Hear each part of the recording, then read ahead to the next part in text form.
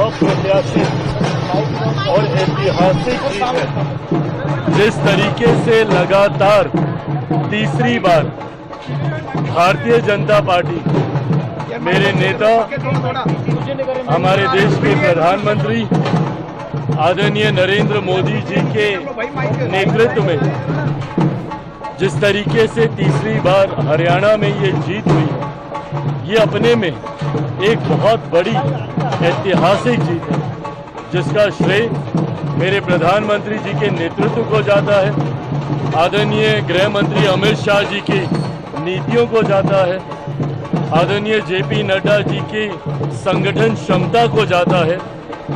इसका श्रेय मुख्यमंत्री सैनी जी को जाता है और सबसे बड़ा इसका श्रेय हरियाणा की जनता को जाता है, जिन्होंने रॉन्ग नैरेटिव का साथ नहीं दिया, जिन्होंने विपक्ष खासतौर पे कांग्रेस के द्वारा फैलाए जा रहे दुष्प्रचार का साथ ना देते सही मायनों में उन्होंने एक ऐसी सरकार, एक ऐसे नेतृत्व का साथ देने का फैसला लिया, जिन्होंने पिछले 10 सालों में अपनी नीतियों से हरियाणा को आगे लेकर जाने का काम किया।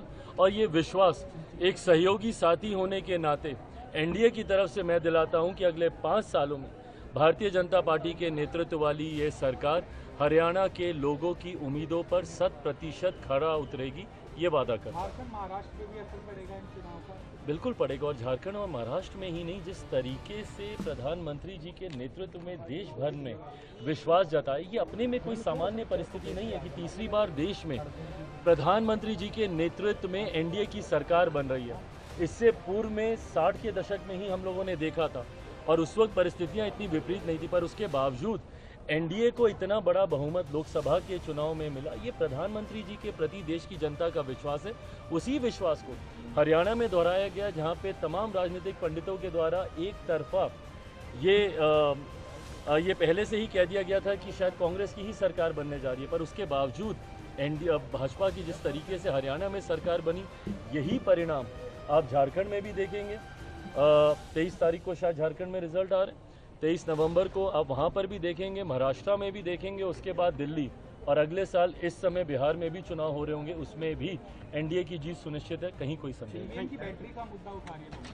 कांग्रेस सिर्फ बहाने ढूंढने का प्रयास करती है। इतनी मेहनत अगर वो आत्ममंथन में करे तो शायद अगले चुनाव में बेहतर प्रदर्शन करे, पर जब तक बहाने पे ठीकरा फोड़ेंगे, कांग्रेस का रिवाइवल नामुमकिन है। Thank you.